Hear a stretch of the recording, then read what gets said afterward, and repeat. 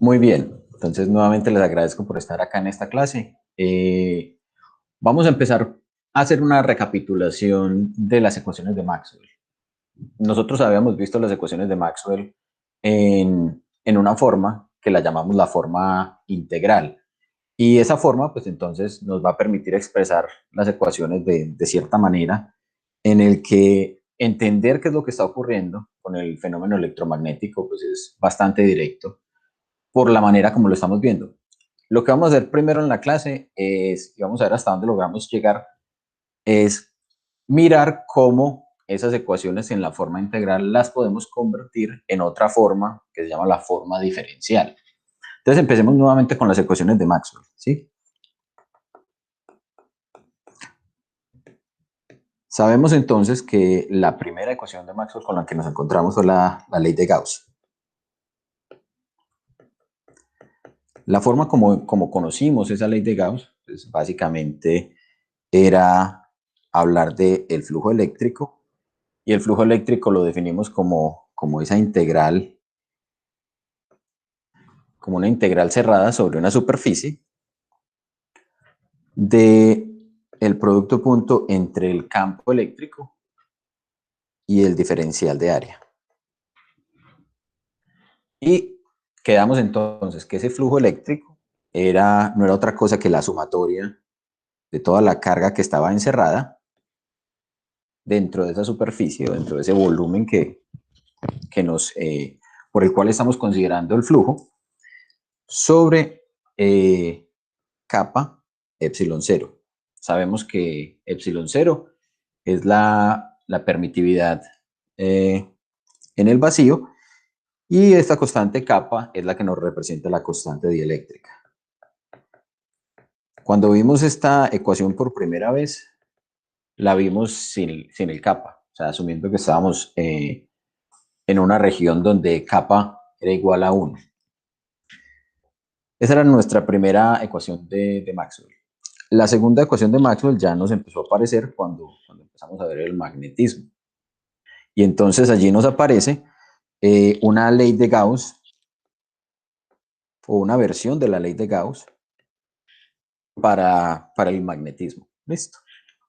Entonces permítanme, yo hago una cosa.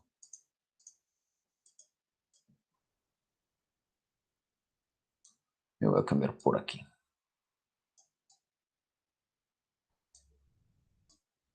Que parece que yo tengo más tendencia a escribir del lado izquierdo de la pantalla. Entonces, listo. Bien. Tenemos entonces la ley del Gauss para el caso del magnetismo.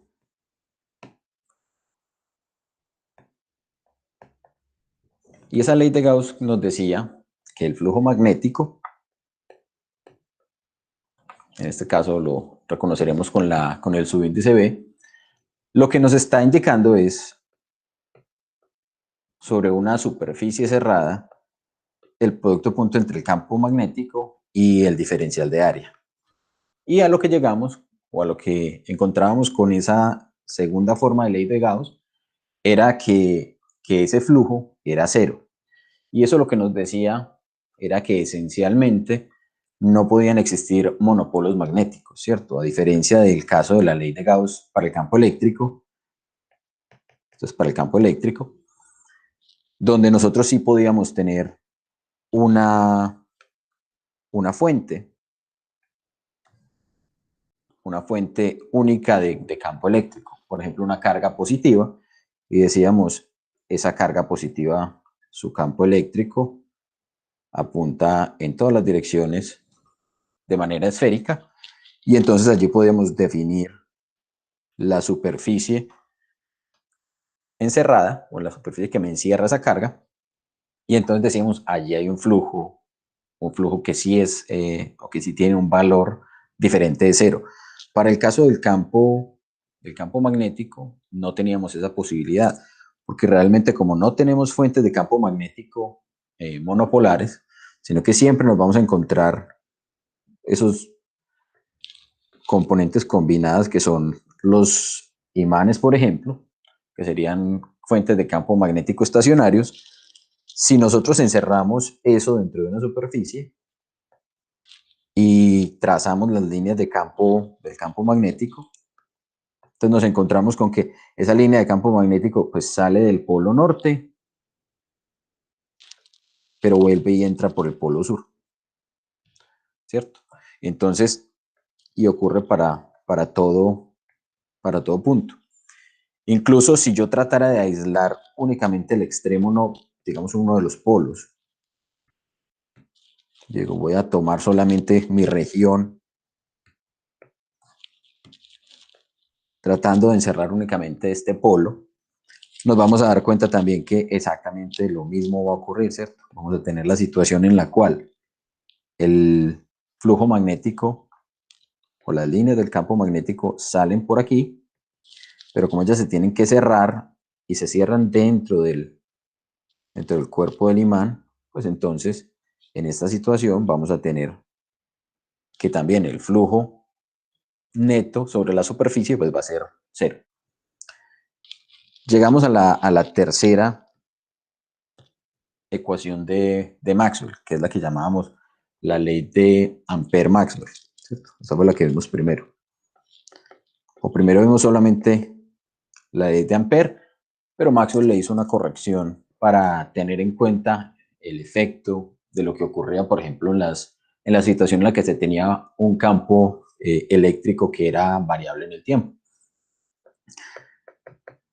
Entonces, la ecuación de Maxwell, la tercera ecuación de Maxwell, que sería la ecuación de Ampère-Maxwell, lo que nos dice es, si yo tengo una integral sobre una trayectoria cerrada,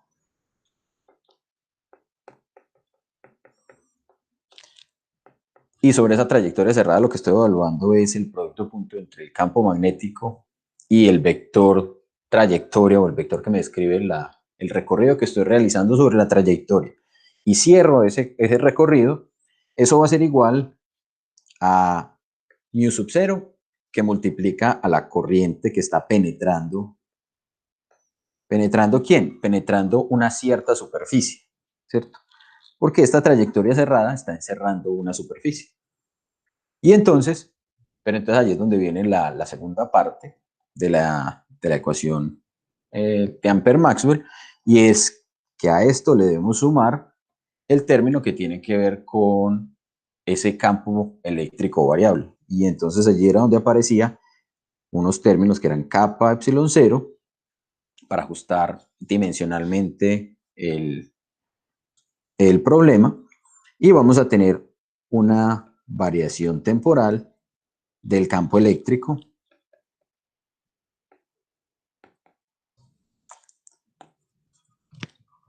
en el tiempo, ¿cierto? Entonces acá tenemos un campo eléctrico, acá podemos ver un campo eléctrico que está cambiando en el tiempo, y en realidad esto que tenemos acá, miren que estamos evaluándolo en toda una región, o estamos multiplicándolo por un diferencial de área, entonces esto nos relaciona de aquí de alguna manera una superficie.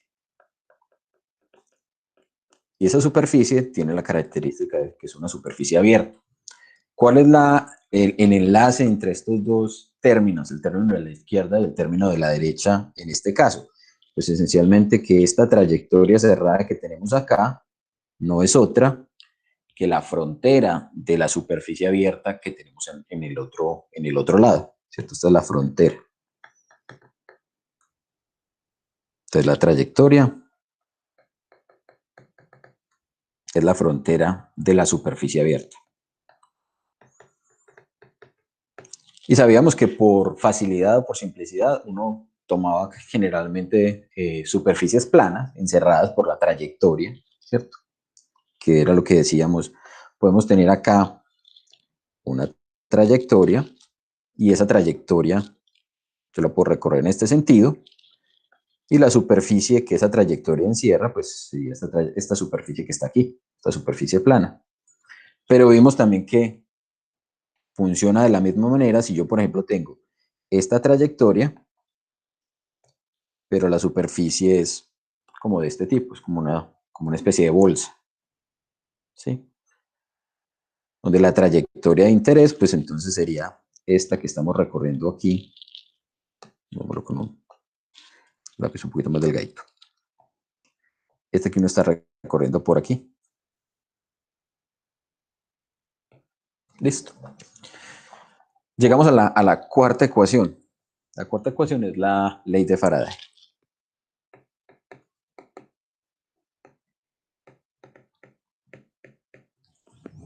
Y en la ley de Faraday, lo que vamos a tener entonces ahora es una variación temporal del flujo magnético. Entonces, esa variación temporal del flujo magnético lo expresamos como una derivada temporal de quién. Y el flujo lo consideramos entonces como el producto entre el campo magnético y el diferencial de área. Entonces acá tenemos una variación, ¿cierto? Una variación temporal de esta expresión que tenemos acá, que es el flujo magnético. Y eso, cuando el flujo magnético varía en el tiempo, me induce una corriente eléctrica. Es lo que llamábamos una fuerza electromotriz. Eso me genera una fuerza electromotriz. Y nos aparecía este término negativo, y ese término negativo sabemos que viene de la ley de Lenz.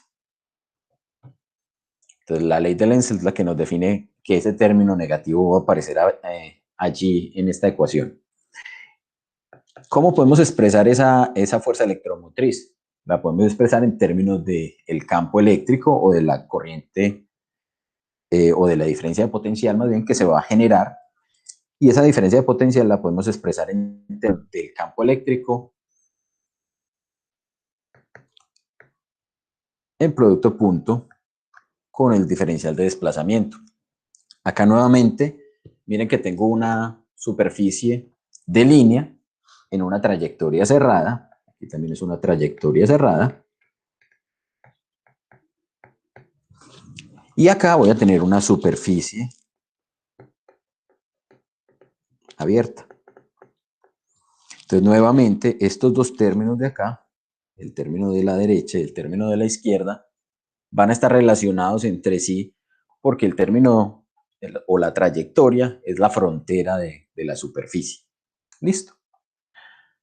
¿Alguna inquietud, alguna duda hasta allí de eso que es un repaso simplemente de esas 4 ecuaciones de Maxwell tal cual las vimos en el curso regular? De pronto sí. Listo, todo bien. Muy bien. Para convertirlo a la forma diferencial necesitamos hacer un par de cambios, ¿sí? Para poder convertir estas ecuaciones de la forma integral a la forma diferencial. El primer cambio que vamos a hacer, entonces vamos a expresarlo de esta manera. Vamos a decir que la carga encerrada también la podemos expresar. Entonces estos son los cambios a realizar. La carga encerrada sabemos que puede ser producto de cargas discretas, ¿cierto? Por ejemplo, un cierto número de cargas positivas, ¿cierto? De protones, o un cierto número de electrones que estén en una cierta distribución discreta, pero la forma más general es tener una distribución continua, tener en el espacio regiones donde tenemos carga distribuida. Y entonces, ¿cómo definíamos ese caso donde teníamos una carga distribuida? Lo que hacíamos era decir que esa carga iba a estar expresada en términos de un parámetro ρ, que era la densidad volumétrica de carga. Sí, esta de acá es la densidad volumétrica.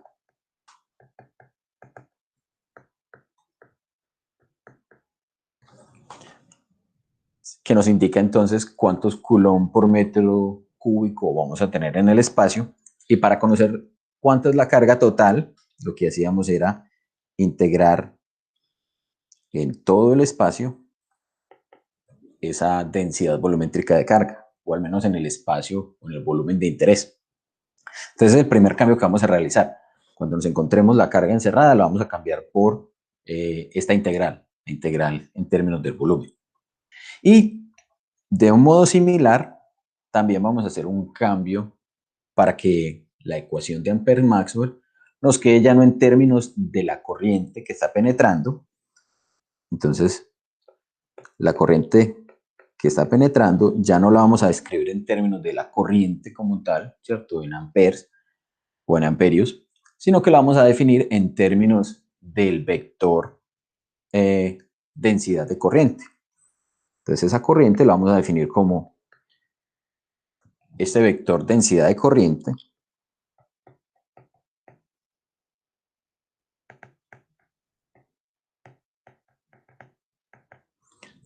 el vector densidad de corriente tiene unas unidades que son amperios por metro cuadrado. Y entonces lo que vamos a hacer es multiplicarlo o integrarlo sobre toda el área que estamos considerando que por donde está penetrando la corriente. Entonces lo que vamos a hacer es simplemente considerar toda el área e integrar a lo largo de toda esa superficie, de toda esa área. Entonces ya nos queda, ya hicimos un cambio que nos permite definir la carga que está encerrada en términos de la densidad de carga, de la densidad volumétrica de carga. Y la corriente que está penetrando la superficie en términos de la densidad de corriente. Miren que lo que hicimos fue convertir entidades que eran como de algún modo puntuales en unas entidades que ya son de algún modo continuas, que también incluye el caso particular de cuando sean puntuales. Listo. Entonces ahora lo que vamos a hacer es aplicar un par de teoremas del cálculo en varias variables. Yo me imagino que ya ustedes han visto un poco de esos teoremas. Uno de ellos se llama el teorema de la divergencia. ¿Sí?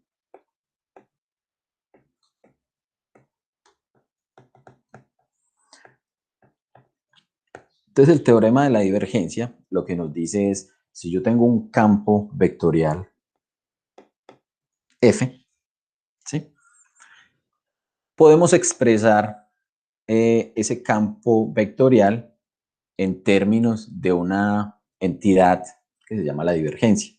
La divergencia, ¿cómo la vamos a representar? La vamos a representar por medio, bien sea de esta expresión, un operador que se llama el operador nabla,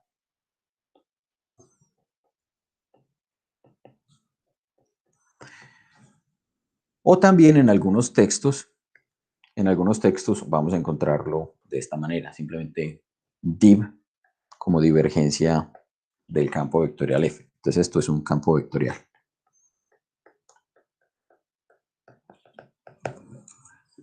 Cuando hablamos de que F es un campo vectorial, lo que estamos diciendo esencialmente es que en cada punto del espacio podemos asociarle una cierta cantidad.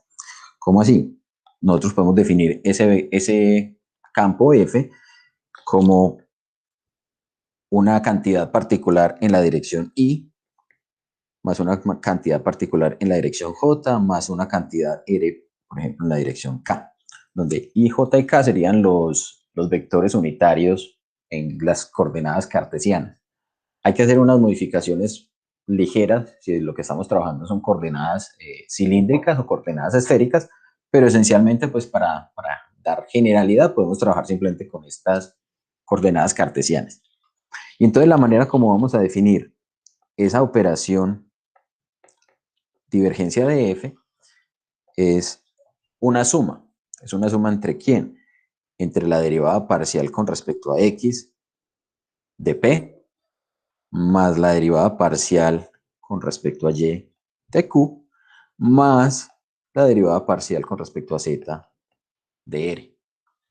Entonces, si nos damos cuenta, P, Q y R pueden ser funciones de la posición o simplemente pueden ser variables o parámetros constantes. Lo que es importante es que cuando estamos haciendo esta operación divergencia, nos encontramos con que la divergencia es un escalar. Esto que vamos a obtener acá es un escalar, ya deja de ser un vector. Entonces, si P, Q y R están en términos de la posición, por ejemplo, y hacemos estas derivadas, entonces vamos a obtener un valor que puede estar asociado con la posición. O si son valores constantes, pues esta derivada, por ejemplo, sería 0. Estaríamos diciendo que no está cambiando. ¿Qué es lo que nos dice entonces esencialmente la divergencia? La divergencia lo que nos dice es, si yo, por ejemplo, tengo un volumen en el espacio, consideremos, ¿cierto? Este es el volumen que vamos a considerar. y ese volumen tiene una superficie que lo está encerrando, una frontera. Vamos a asumir que esta de acá es la frontera de ese volumen.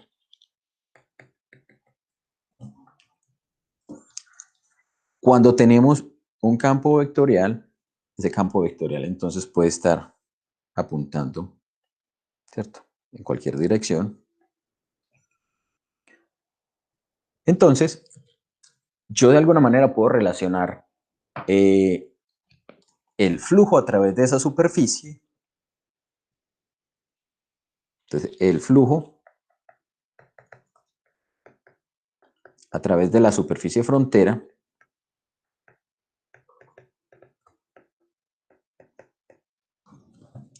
con qué tanto se está estirando internamente cada una de los diferenciales de volumen que está dentro de ese volumen que estoy analizando. Entonces, lo que el teorema de la divergencia me dice es, listo, usted puede considerar el flujo, y recuerden que el flujo lo habíamos definido de alguna manera como el producto punto entre los diferenciales de área, ¿cierto? Esto es un diferencial de área, y este que era ese campo localmente, ¿sí? Entonces yo podría tomar en cada uno de los puntos, yo puedo tomar ese producto de F, el producto punto por dA, y si yo quiero conocer cómo es el flujo en toda la superficie, pues hago la integral sobre toda la superficie cerrada, sobre todo esa superficie A. Entonces toda esta roja, esto es lo que llamamos A. Entonces esto me da todo lo que tiene que ver con el flujo. El flujo de F a través de A. ¿Qué más nos dice el teorema de la divergencia? Pues que eso es exactamente igual a considerar sobre todo el volumen la divergencia de F. Entonces, la divergencia de F, que nos dice entonces qué tanto se está o qué tanto está variando esa función vectorial o ese campo vectorial en cada una de las direcciones. Si yo sumo todas las direcciones y todas las variaciones locales, lo que voy a obtener es equivalente al flujo. Entonces, esto es esencialmente este teorema de la divergencia, esta expresión que tenemos acá. Y es esencialmente decir que lo que fluye a través de la superficie es exactamente igual a la cantidad que se está estirando internamente ese volumen debido a la interacción con ese campo vectorial. Ahora bien, cuando hablamos de la divergencia puede ser positiva, puede ser negativa o puede ser cero. No olvidemos entonces que es un valor escalar, ¿cierto? Eso lo enfatizamos por aquí.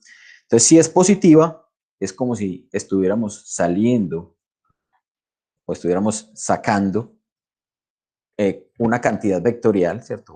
O el vector, el campo vectorial, está apuntando hacia afuera de esa región que tengo encerrada por mi superficie, y es esencialmente lo mismo así estuviéramos divergiendo, o sea, si estuviéramos sacando, obteniendo allí una fuente de ese campo vectorial. Por otro lado, si fuera negativa, lo que estamos diciendo es las componentes del campo vectorial apuntan principalmente hacia adentro de la superficie que estoy analizando.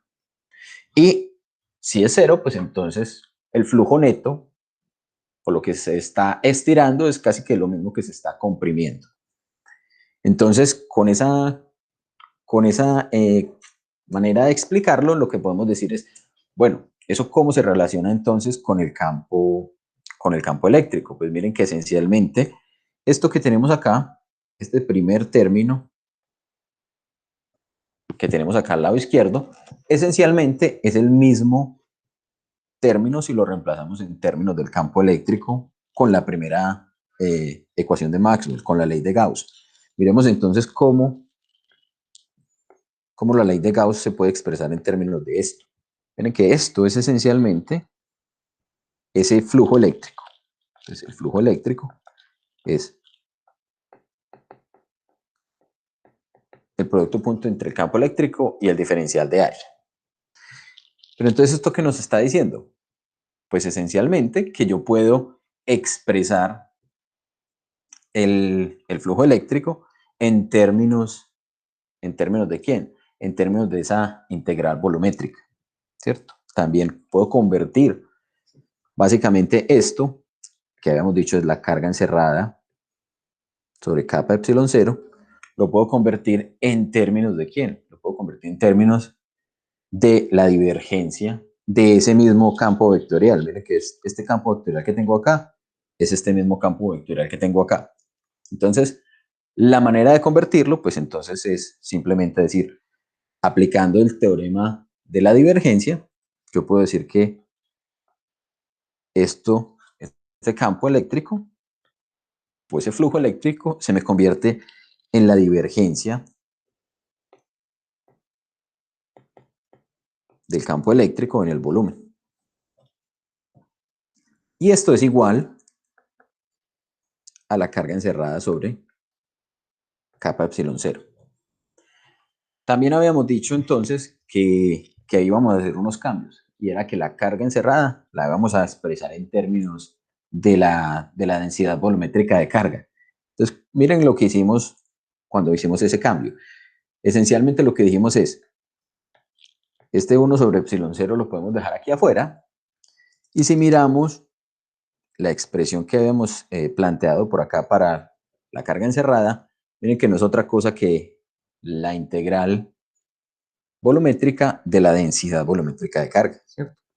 Entonces esto es la integral en todo el volumen de la densidad volumétrica de carga, y dejemos a kappa por ahora aquí adentro, considerando que kappa puede estar variando en las diferentes posiciones del volumen, ¿cierto? Entonces esto es la densidad volumétrica. Y vamos a poner esto como si fuera una integral sobre todo el volumen, ¿cierto? Ahora, ¿qué es lo que podemos hacer? Esencialmente, si nos damos cuenta, estos integrandos tienen el mismo diferencial, es una diferencial volumétrica. Entonces puedo pasar todo lo que está aquí al lado derecho, lo puedo pasar al lado izquierdo bajo la misma integral volumétrica. Entonces lo que estoy diciendo es esto. Estamos diciendo que esta divergencia del campo eléctrico menos 1 sobre epsilon 0 rho sobre kappa, todo se puede integrar o se puede juntar aquí al lado izquierdo, y esto tiene que ser igual a 0. Entonces, como aquí estamos hablando de que la integral es una integral de volumen, para que sea igual a 0, solamente podrá hacerlo si este integrando que tenemos acá es igual a 0. Entonces, esencialmente, eso nos permite sacarlo de la integral. Eso ya se convertiría en rho, y esto sería igual a 0.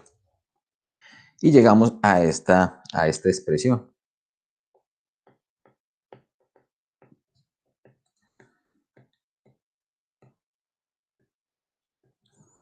Esta expresión que tenemos acá, entonces se conoce como la ley de Gauss en forma diferencial.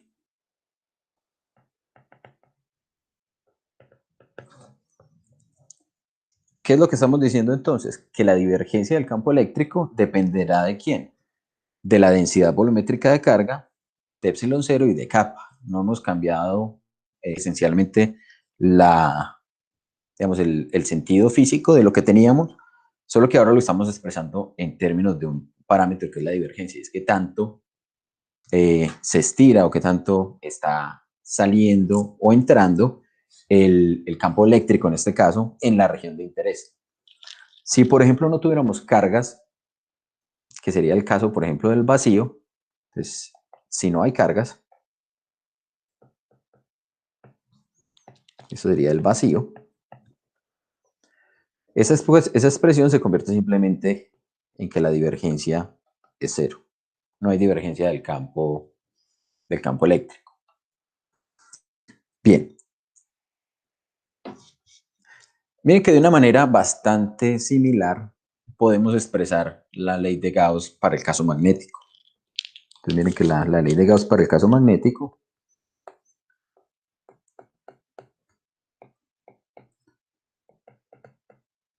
lo habíamos expresado como ¿quién? Como el flujo magnético, como V de A, y esto habíamos dicho que era igual a cero. Entonces en este caso es mucho más directo, es mucho más sencillo de aplicar, porque esto directamente se convierte en ¿quién? Esto se convierte directamente en la integral, esto es una integral sobre un área, y esto sería la integral de volumen de ¿quién? De la divergencia de B por el diferencial de volumen. Y esto es igual a cero. Entonces, de la misma manera que planteamos en el caso anterior, la única manera de que esta integral sea cero es que el integrando sea cero. Entonces nos da que la divergencia del campo magnético es cero. Entonces esto es mucho más facilito, ¿cierto? Esta sería la ley de Gauss del magnetismo.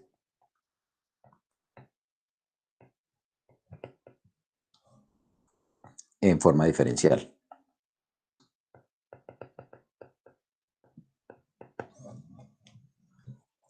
Listo. Ahora, miren que eso lo que nos está diciendo esencialmente es que nos confirma el hecho de que claramente no existen los monopolos magnéticos, porque lo que estamos diciendo aquí es que la divergencia, o sea, sobre todo el volumen, no vamos a tener un flujo neto de este campo vectorial que tenemos acá, del magnético, ¿sí? No es que no hayan líneas saliendo, ¿cierto? Lo que explicamos anteriormente, podemos tener un imán allí y si tomamos la superficie, las líneas o el flujo de líneas que sale tiene que ser igual al flujo de líneas que entra. Bien, para las otras dos ecuaciones tenemos que aplicar un teorema del cálculo diferencial un poquito distinto, ¿sí? Que se llama el teorema de Stokes.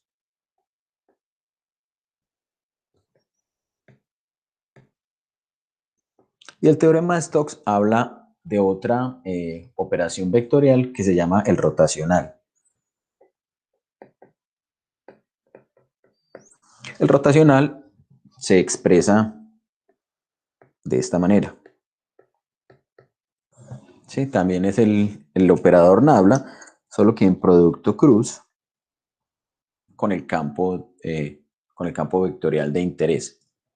Esencialmente, o bueno, también se puede encontrar como rotacional de F, y si el texto donde estamos estudiando es un texto que está en inglés, él se va a llamar curl.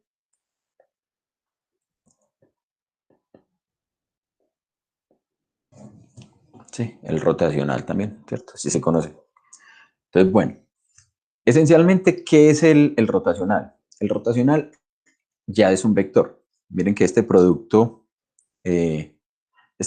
cruz me va a producir una entidad que es vectorial y lo que me dice es esencialmente cómo es la medida de la rotación que el campo puede tener en un punto particular P.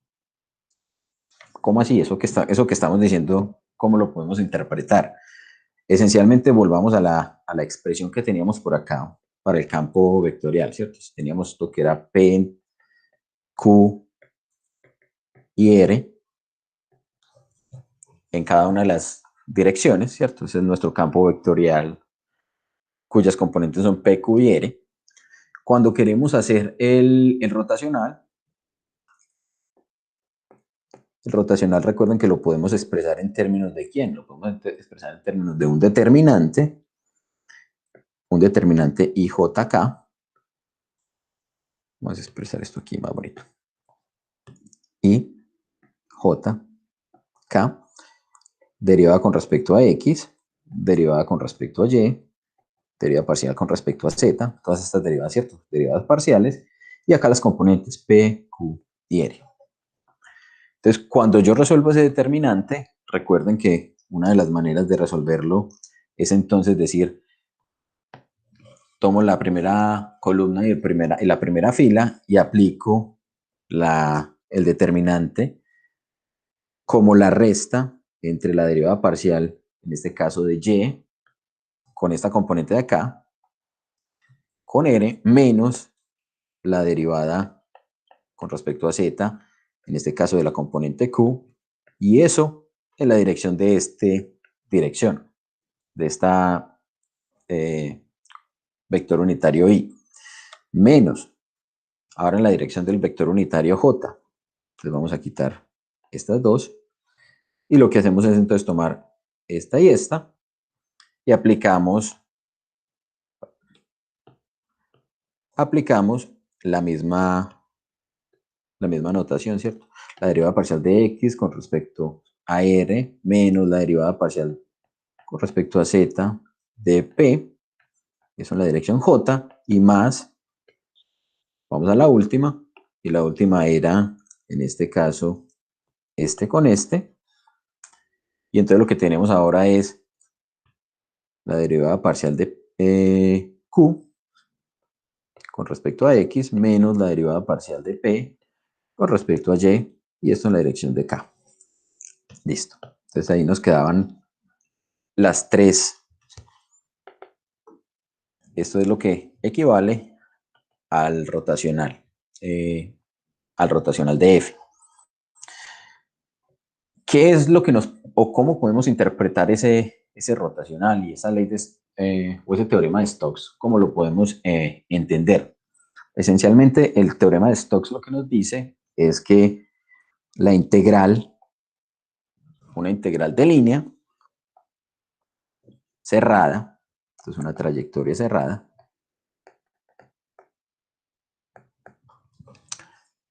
de f.dl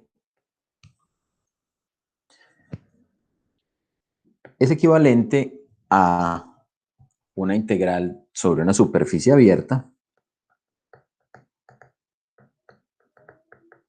Otra vez tenemos la relación de que esta trayectoria cerrada es la frontera de la superficie abierta. ¿De quién? Del rotacional de f punto de A. ¿Cómo podemos más o menos entender intuitivamente qué es lo que nos dice el rotacional? El rotacional lo podemos entender de esta manera. Vamos a suponer que lo que tenemos allí, ¿cierto? Es una región en el espacio x, y, z, y acá tenemos una superficie.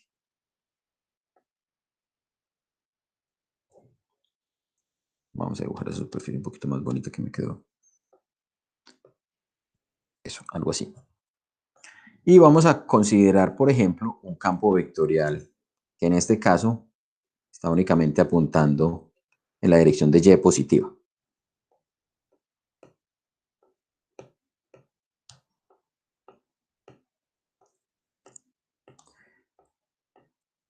Este es f. Hacer el rotacional, miren que lo que me está diciendo es esencialmente, evaluar el rotacional es lo mismo que evaluar esta integral de línea en una trayectoria cerrada. La trayectoria cerrada, pues entonces es esta trayectoria que tenemos acá en rojo. Con respecto a la ley o al teorema de Stokes, hay que tener cuidado con un detalle, y es las superficies van a tener una direccionalidad. Esa direccionalidad va a venir dada en términos de ¿quién? En términos de el vector diferencial de área. Entonces, si yo por acá tomo un diferencial de área, miren que ese diferencial de área puede estar orientado hacia allá, ¿sí? O más bien, su vector normal puede apuntar hacia allá o puede apuntar hacia adentro. Cualquiera de los dos vectores estaría o sería correcto de considerar, porque lo que tenemos acá es una superficie que es abierta. ¿Qué es lo que es importante entonces? Lo que es importante es tener en cuenta que cuando vamos a recorrer esa superficie, lo debemos hacer de tal manera de que esto esté positivamente definido. ¿Cómo así que positivamente definido? Pues resulta que si yo estoy recorriendo esta trayectoria, yo puedo considerar que, vamos a borrar aquí un par de estas lineecitas, yo puedo considerar que la estoy recorriendo,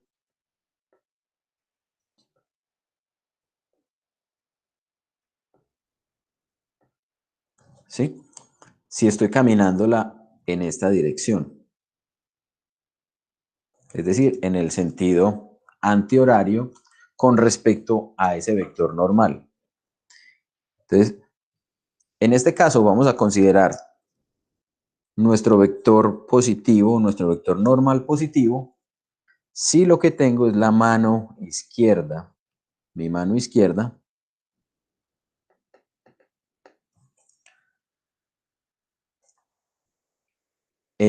o más bien, si el área que estoy considerando está al lado izquierdo o a mi lado izquierdo cuando voy caminando en ese recorrido.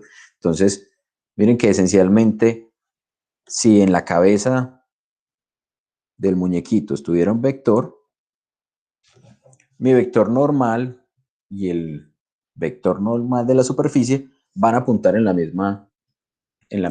mismo sentido, ¿cierto? No necesariamente en la misma dirección, porque puede estar cambiando de acuerdo a cómo esté orientada la superficie, pero siempre o sea, nunca van a estar en direcciones opuestas, siempre van a estar mirando en la misma dirección. Entonces, esa sería la forma correcta o la manera positivamente definida de recorrer la superficie. Ahora bien, ¿qué pasa, por ejemplo, cuando hacemos este análisis de esta trayectoria cerrada? Miren que esto lo podemos partir en regiones. Esencialmente, si recordamos que era f.dl, ese f.dl yo lo puedo considerar recorriendo esta dirección, llamémoslo 1, es f.dl en 1 más esta otra, llamémosla 2, también de f.dl, más, llamémosla 3, f.dl, más, esta de acá llamémosla 4, f.dl. Entonces, cuando yo sumo esas cuatro componentes, miren que de alguna manera es como si fuera un flujo a través de ese borde. Entonces, en este caso, por ejemplo, si mi campo vectorial apunta en la misma dirección en la que estoy recorriendo, entonces los vectores van a ser paralelos y esto me va a dar un valor positivo, ¿cierto? Este primer término me va a dar un valor positivo en esta primera región, que estoy recorriendo. Ahora, voy a hacer este segundo recorrido sobre la trayectoria 2. ¿Y qué me encuentro? Que ese producto punto entre el vector de desplazamiento, ¿sí? Este vector de desplazamiento que tengo por aquí, o más bien el vector de trayectoria que tengo por aquí, dl, es perpendicular a f. Y en ese caso, pues entonces, este segundo término de acá me va a dar 0. Cuando voy en la trayectoria 3, miren lo que está ocurriendo. El vector de desplazamiento apunta en la dirección negativa, el de L va en negativo, con respecto al vector F, al vector del campo. Y entonces lo que voy a obtener es que este valor de acá va a ser un valor negativo. Y por último, cuando hago la última trayectoria, el último tramo, voy a obtener otro valor que va a ser negativo, que va a ser 0, perdón, porque estoy en una dirección perpendicular. Si estamos considerando que el campo vectorial es uniforme, o sea, que está en todas partes distribuido de la misma forma, este campo vectorial positivo y este negativo se van a anular. Entonces, la suma total de ese campo, de ese f.dl que acabamos de hacer, me va a dar 0. ¿Qué significa eso? según lo que acabamos de escribir, si este término de acá de la derecha es 0, quiere decir que este término o ese rotacional va a ser 0. Recuerden que los campos vectoriales no se utilizan también, por ejemplo, para establecer cómo funcionan otro tipo de entidades físicas, por ejemplo, la velocidad. Entonces, si esto, por ejemplo, fuera la corriente, una corriente de un fluido, digamos un río o una superficie, si yo, por ejemplo, pusiera un palito a flotar en esa trayectoria o en ese río, él simplemente se desplazaría, ¿sí? No trataría de rotar, simplemente se movería en una trayectoria traslacional. ¿Cómo es, por ejemplo, una situación donde voy a tener un rotacional? Vamos a mirar, por ejemplo, una de esas. X, Y, Z.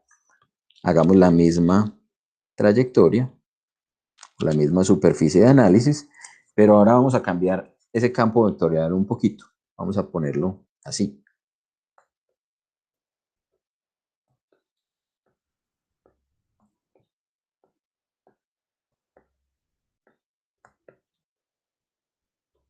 Miren que ahora, si yo trato de recorrer esa trayectoria y hago el mismo análisis, me muevo en esta dirección, ese f.dl en esta primera parte va a ser positiva. Cuando me muevo en esta trayectoria va a ser positiva. Cuando me muevo en esta trayectoria va a ser positiva. Y cuando me muevo en esta trayectoria también va a ser positiva. Entonces en este caso esto va a ser mayor que 0. Y entonces, ¿qué es lo que voy a tener allí? Si consideramos, por ejemplo, esa misma situación, ese mismo fenómeno en que pongo un palito acá, ese palito va a sentir por este lado que lo están empujando en este sentido, mientras que por este va a sentir que lo están empujando en este sentido. Y entonces su tendencia natural será hacer una rotación. Entonces miren que esa rotación está relacionada con ¿qué? Con un vector que es perpendicular al palito que me indica la dirección de la rotación. Ese vector perpendicular no es otra cosa que es el rotacional de F. ¿Sí? Este que tenemos acá me indica qué tanto va o qué tanta tendencia a la rotación va a tener cuando ubique un cuerpo en esa región, si estuviéramos hablando de un fluido. Ahora, ¿cómo se relaciona esto, por ejemplo, con el caso, de las ecuaciones de Maxwell? Pues esencialmente, aplicando esta misma definición, nosotros podemos tomar entonces las ecuaciones de Maxwell y convertirlas también de la forma integral a la forma diferencial. Entonces vamos a ver cómo lo hacemos. Vamos a coger la tercera ecuación, la ley de Ampère-Maxwell. Vamos a escribirla aquí nuevamente. Sabemos que era B.dl de la trayectoria cerrada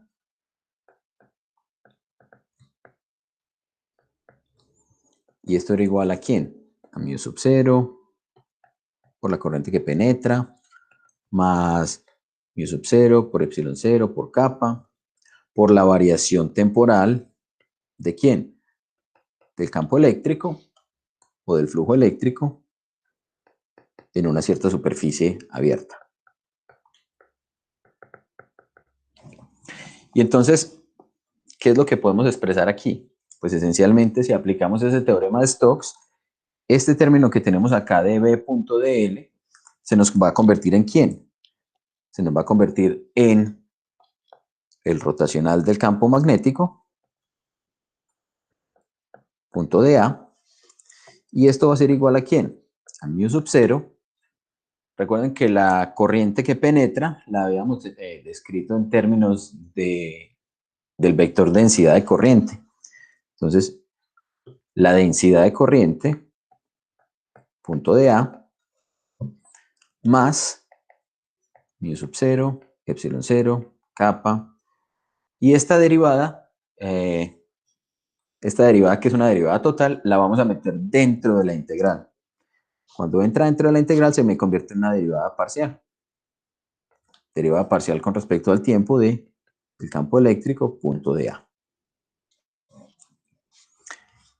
¿Eso qué me permite hacer? Me permite coger todos estos términos, este término de acá, este término de acá y este término de acá, y otra vez juntarlos todos a un solo lado. Entonces, cuando los junto todos a un solo lado, voy a obtener lo siguiente. Vamos a tener el rotacional de B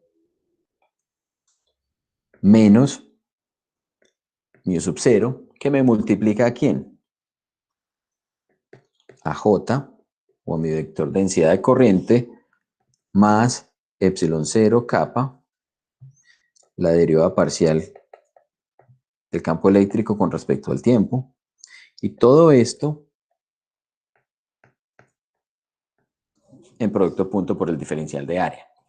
Y eso tiene que ser igual a ¿quién? A 0. Miren que todos los términos los agrupamos al lado izquierdo.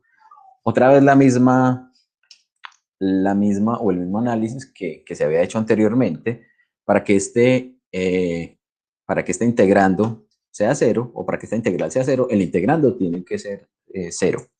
Y entonces, eso nos permite sacar esto y ahora nuevamente expresarlo como mu sub 0, J más epsilon 0K, derivada parcial del campo eléctrico con respecto al tiempo. Esta sería la tercera ecuación de Maxwell, o la ecuación, la ley de Ampère-Maxwell. Diferencial.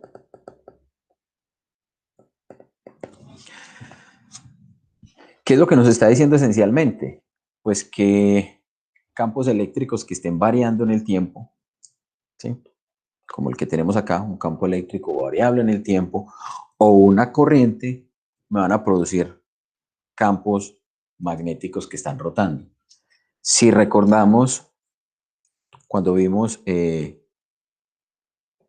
las fuentes de campo magnético, uno podría decir, es que si en esta dirección va una corriente, esa corriente I me produce alrededor un campo magnético que esencialmente va en este sentido, ¿cierto? Alrededor de un alambre conductor. Y esencialmente miren que eso es lo que está pasando.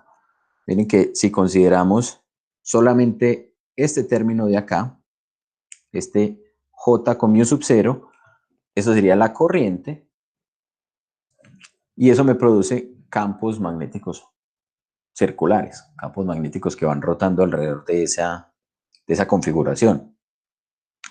Lo mismo ocurre cuando tenemos campos eléctricos variables, como por ejemplo cuando por ejemplo considerábamos el capacitor que se estaba cargando o que se estaba descargando, allí teníamos campos magnéticos, ¿sí? Bien, llegamos a la última de las ecuaciones, que sería la ecuación de Faraday, o la ley de Faraday, ¿cierto? La ley de Faraday nos decía que ese campo eléctrico en una trayectoria circular era igual a menos el cambio temporal de flujo magnético.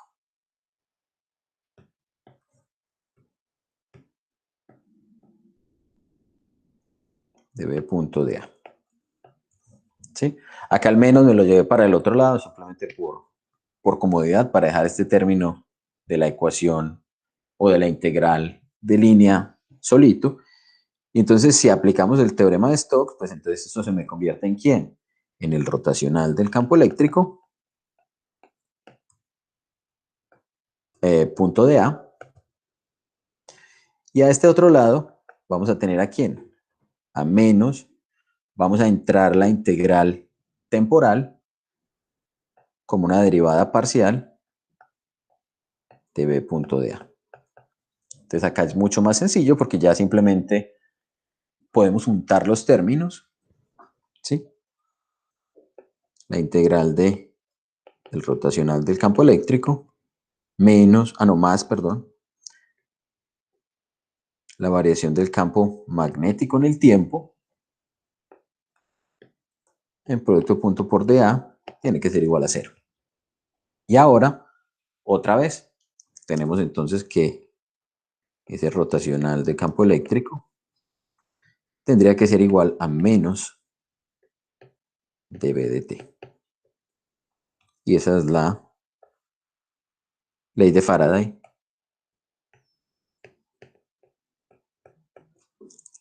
Diferencial. Bien. ¿Alguna duda o inquietud de eso que hemos visto hasta allí?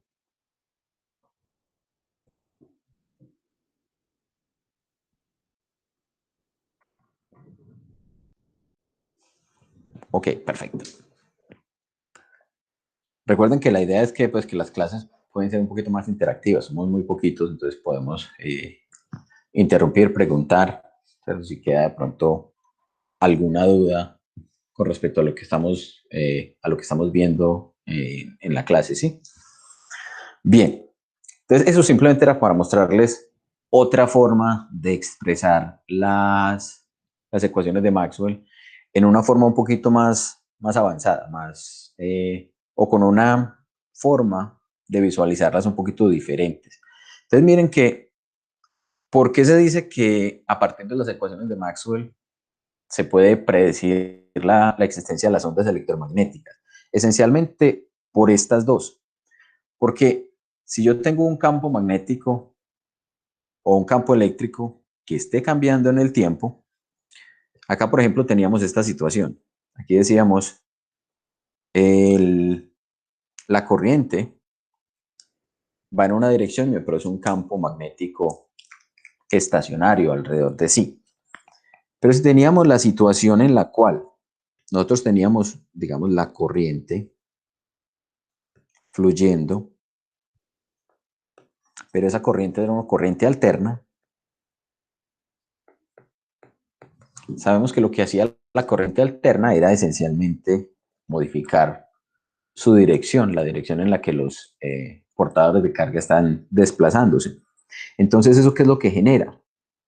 Esencialmente lo que eso genera es, alrededor vamos a tener, ¿sí?, un campo magnético, pero que como va a estar cambiando de acuerdo a cómo ocurra la corriente, entonces el campo magnético también va a estar cambiando su dirección. ¿Sí? En unas ocasiones va a estar girando en el sentido de las manecillas del reloj alrededor del conductor y en otras ocasiones en el sentido opuesto. Entonces allí lo que vamos a generar, lo que vamos a tener es un campo magnético cambiando en el tiempo, y observen esta ecuación lo que nos está diciendo, que si tenemos campos magnéticos que cambian en el tiempo, vamos a tener campos eléctricos que rotan. Y entonces esto esencialmente lo que me genera es, asociado a ese campo magnético, vamos a tener un campo eléctrico, ¿sí?, que puede ir en cualquiera de las dos direcciones, pero que va a ir en un plano perpendicular.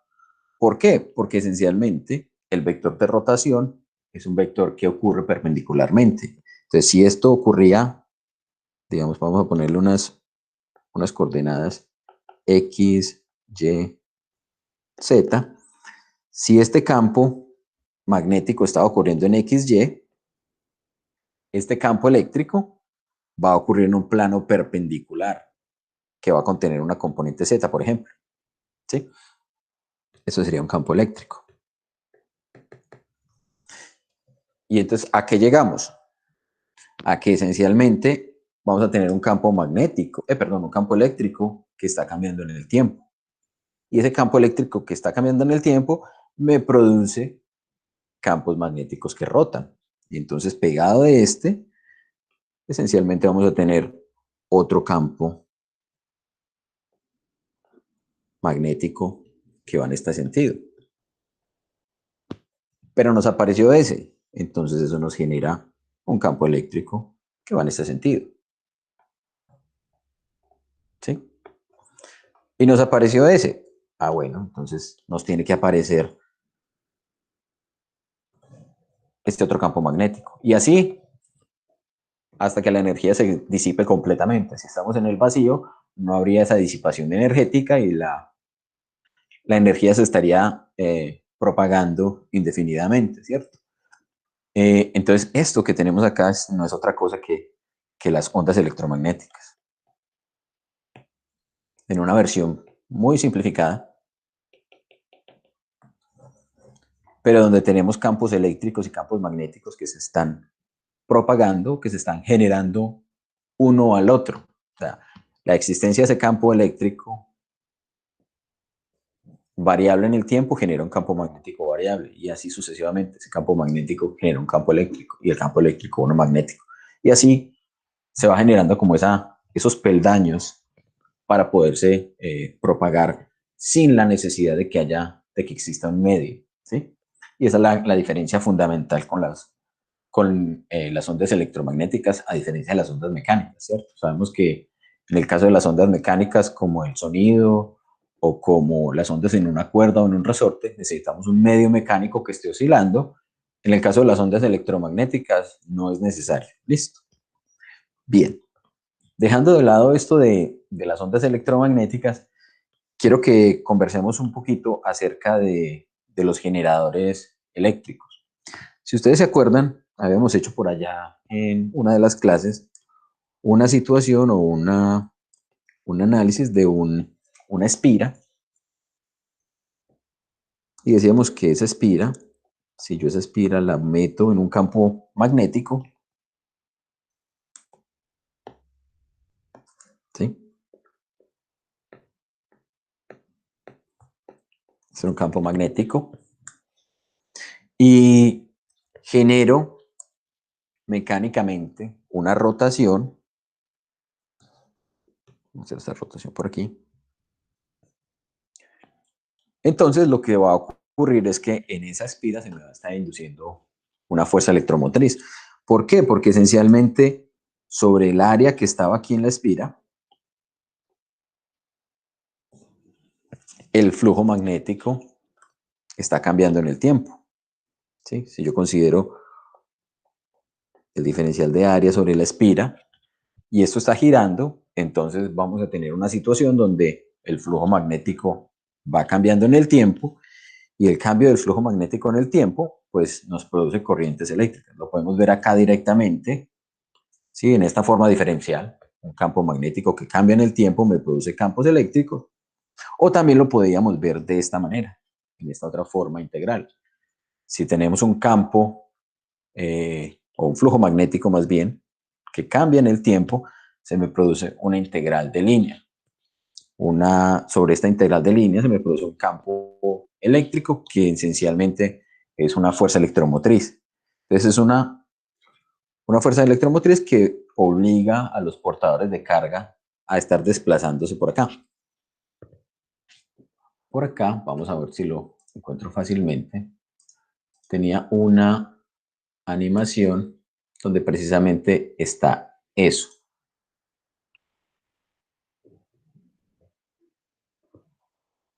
Y ahora vamos a compartir la pestaña que se me hizo. Aquí está.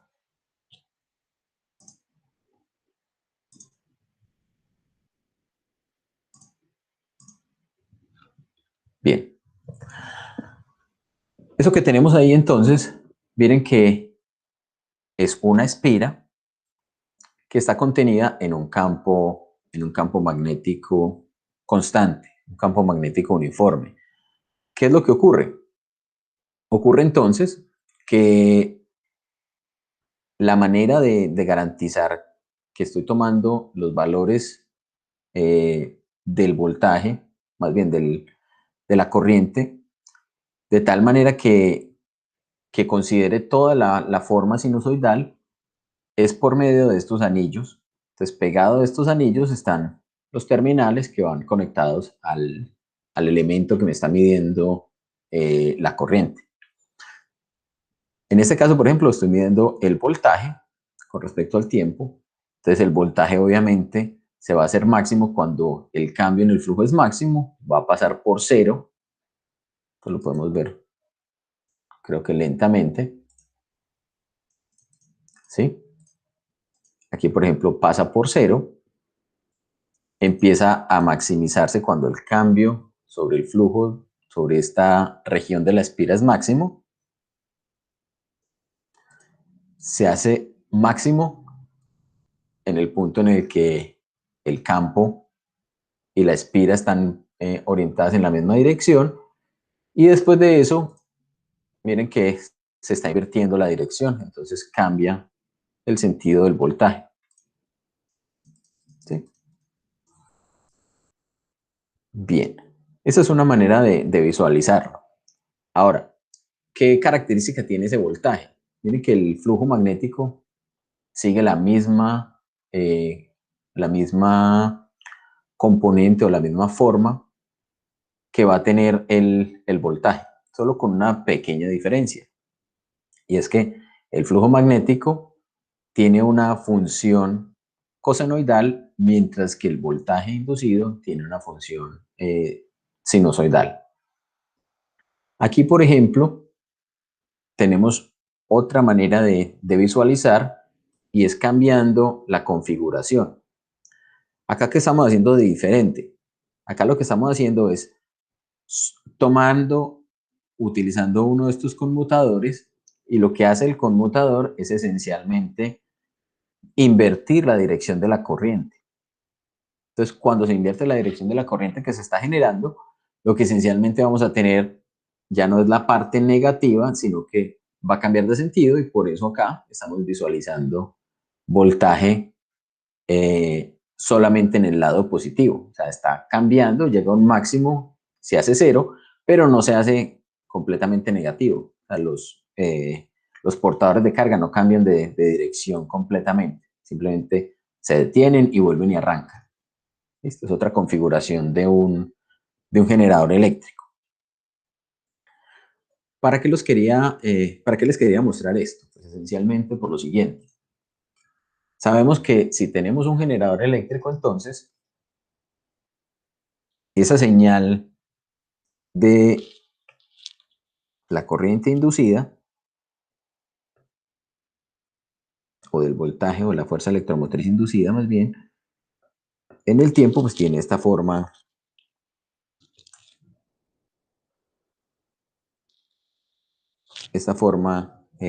sinusoidal o cosenoidal, dependiendo de cómo le estemos analizando, ¿sí? Cuando tenemos más de una espira, y esas espiras las estamos uniendo mecánicamente para que se mantengan a la misma distancia, pero no las estamos conectando eléctricamente, entonces lo que tenemos es algo como de este estilo. Voy a tratar de pintarlo por acá. Voy a pintar entonces una primera espira que venga orientada, a ver cómo lo pintamos. Pintémosla orientada de esta manera.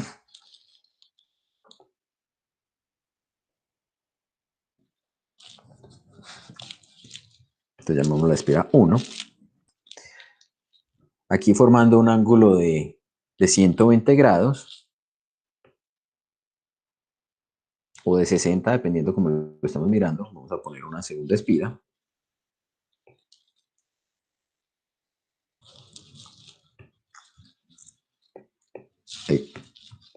Espira 2. Entonces serían 120 grados con respecto a este ángulo, o 60 con respecto a este, ¿sí? Y por acá una tercera espira.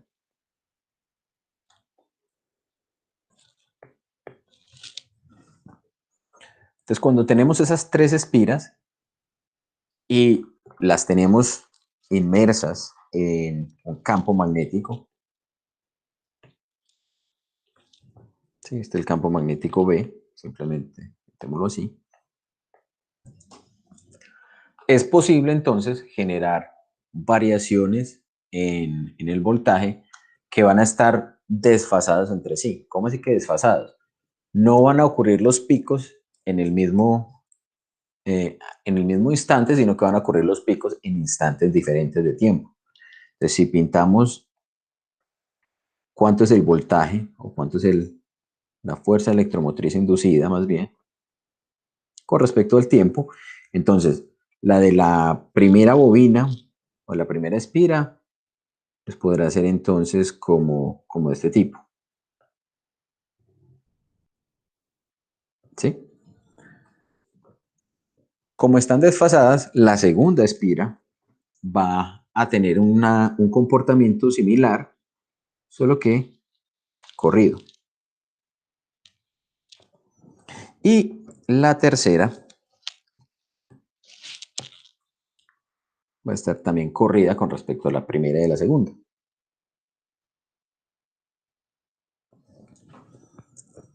Esto que tenemos aquí es lo que se conoce como un generador de tres fases, o un generador trifásico o corriente trifásica.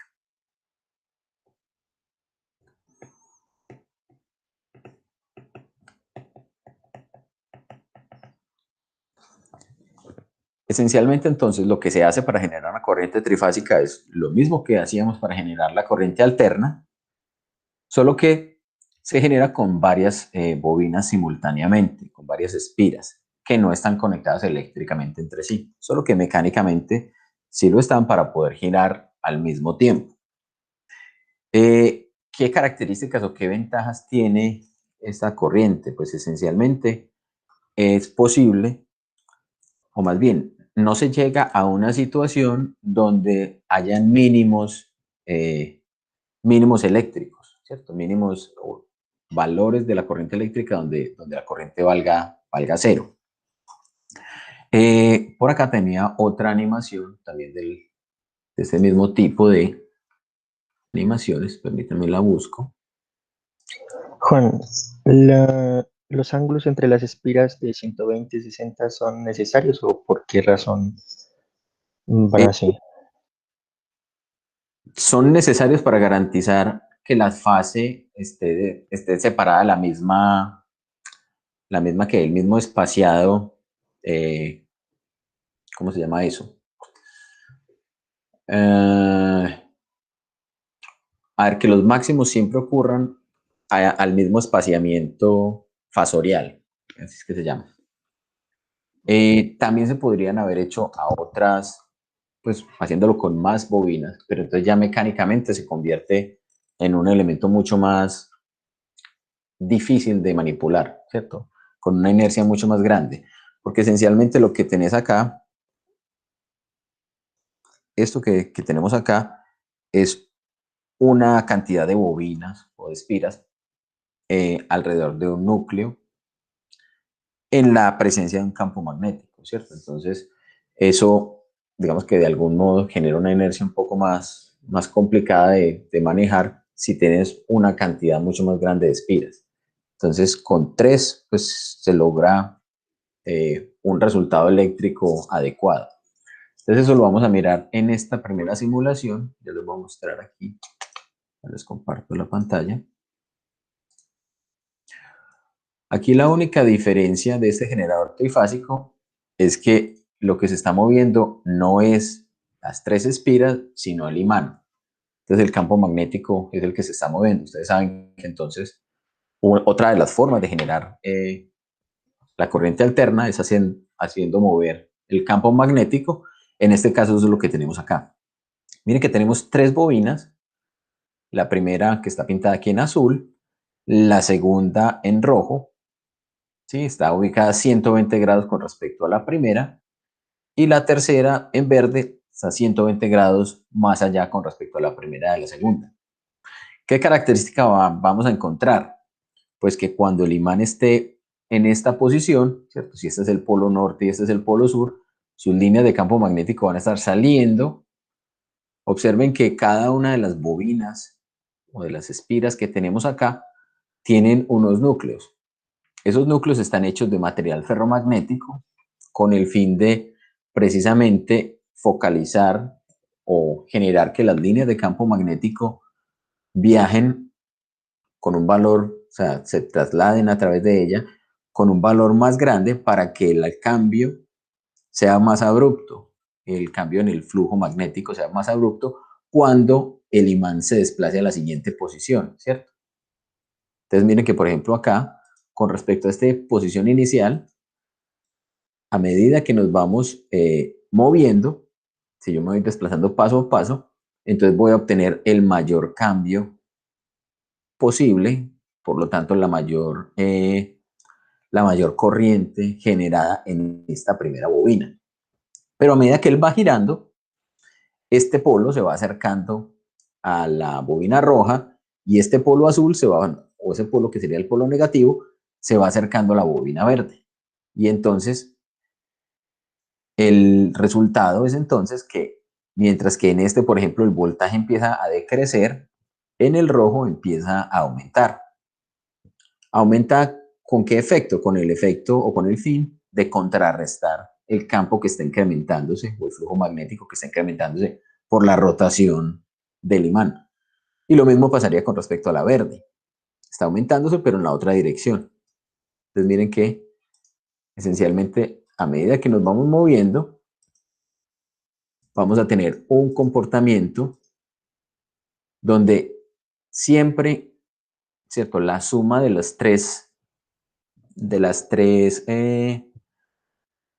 valores inducidos en total o digamos, en valor neto va a ser cero, sin importar la posición en la que esté el imán.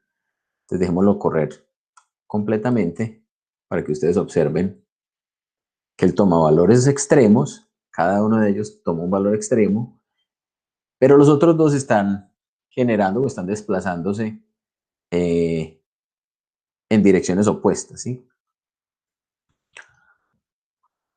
Entonces, esta es una manera de visualizar qué es lo que está ocurriendo con esa corriente trifásica,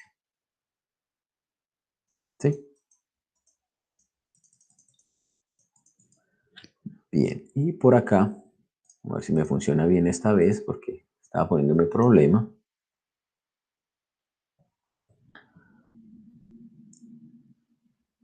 Bueno, parece que sí.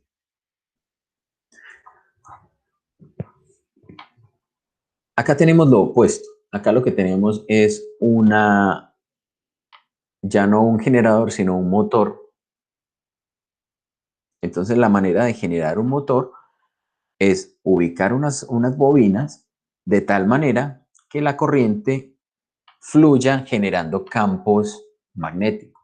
Entonces, por ejemplo, si yo quiero formar un motor trifásico, observen lo que es necesario hacer. El motor trifásico, entonces miren que tiene un embobinado para una primera fase, un embobinado para una segunda fase y un embobinado para una tercera fase. Cada uno de ellos no es más que unas bobinas que me generan el campo magnético. En este caso de la fase A, por ejemplo, un campo magnético horizontal siempre, ¿cierto? Que va cambiando a la derecha o a la izquierda dependiendo de si la corriente fluye en una dirección o en la otra. En el caso de la B, miren que siempre va a estar en la dirección, digamos, a 120 grados entre un valor positivo y un valor negativo, y en la C a 60 o menos 120, siempre sobre esta misma línea. Como resultante, ¿qué se obtiene? Cuando se suman esas tres componentes, miren lo que está ocurriendo. Lo que se obtiene es, al sumar los tres vectores o la magnitud de cada uno de esos tres vectores, el vector resultante siempre va a tener la misma magnitud, que es ese vector que está en magenta. Y entonces, de esa manera, se logra que el motor esté desplazándose, digamos, de manera suave, sin sobresaltos, sin cambios de velocidad, para mantener una velocidad rotacional uniforme, ¿sí?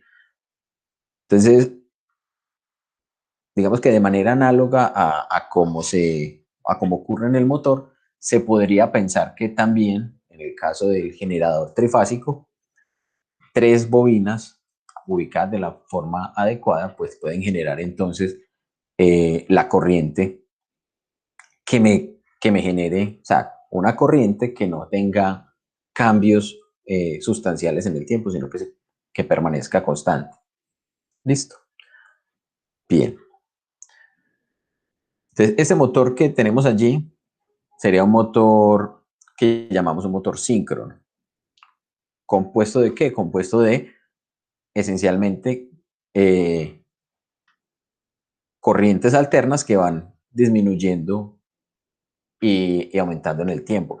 Si nos damos cuenta, estas bobinas de acá no todas tienen el mismo diámetro y están representadas así por una razón, porque esto lo que lo llaman es una distribución sinusoidal. ¿Cómo es que sinusoidal? Lo que están haciendo aquí es que la cantidad de vueltas o de espiras que pasan por cada uno de estos puntos es diferente sobre la periferia del motor, con el fin de que haya una corriente mucho más grande en la parte central, de la misma manera como si se tuviera una función sinusoidal. Y entonces acá se vuelve máximo y se vuelve mínimo en los extremos, ¿cierto? Entonces por eso se llama una distribución de embobinado sinusoidal. Y eso se logra simplemente empezando a embobinar estas primeras espiras con pocas vueltas, pero el conductor se le hace una gran cantidad de vueltas en esta región donde se quiere que tenga un campo mayor, pues lo de mayor intensidad, o que garantice más bien la direccionalidad de este campo que estoy generando acá. Listo. Bien. Entonces, ese sería el generador, y el motor trifásico o el motor de inducción es precisamente el motor que toma entonces esas tres bobinas y que en la presencia de un campo magnético pues es capaz de generar esa tipo de rotación. Ahora, hay otro tipo de motores que también son muy empleados, motores eléctricos que utilizan corrientes AC. ¿Cuál es la diferencia fundamental? Que ahora lo que se hace es, digamos, poner una espira o poner más bien un campo magnético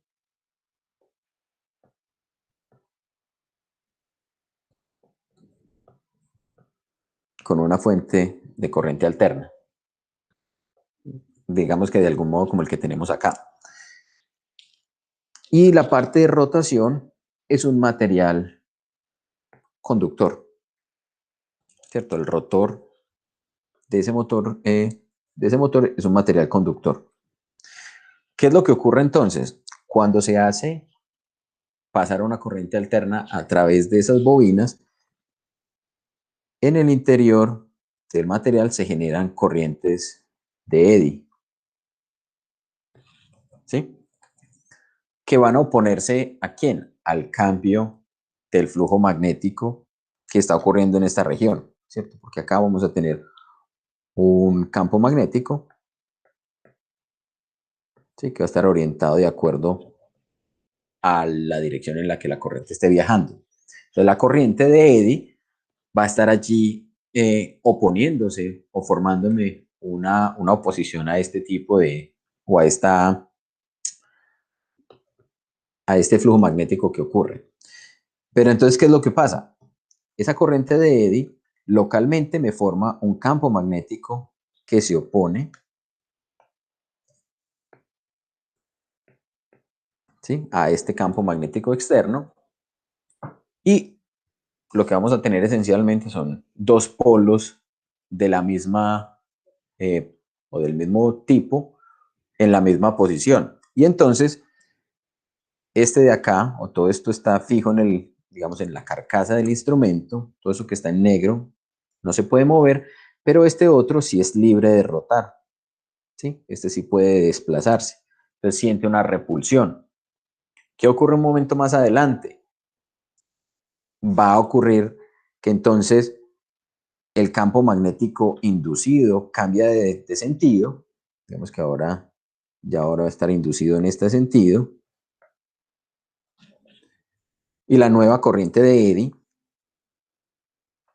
entonces digamos que esto rotó. A ver cómo lo ponemos a rotar. Digamos que este rotó. Vamos a borrar esto de acá. ¿Sí? Rotó ligeramente, pero entonces se me induce nuevamente una corriente de eddy. ¿Sí? Aquí. Que gracias a que también está, digamos, ya tiene una primera rotación, entonces va a generar también una repulsión. y entonces esa rotación se va a incrementar y va a continuar en una misma o en una cierta dirección preferente. Entonces este tipo de motores se llaman motores de inducción.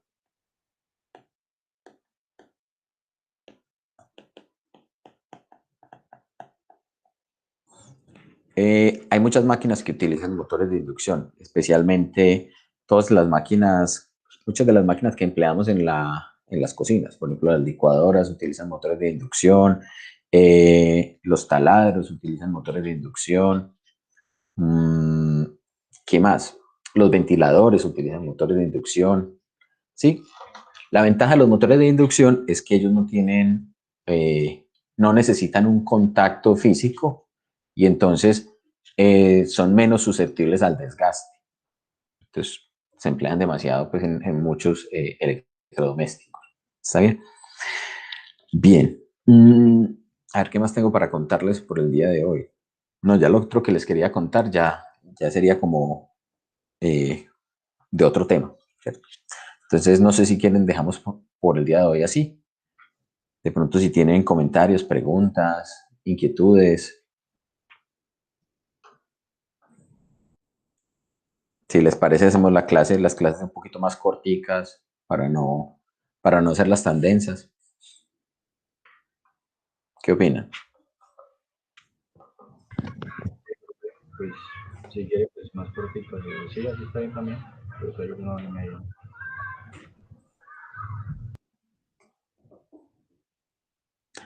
Listo, Felipe. Qué bueno.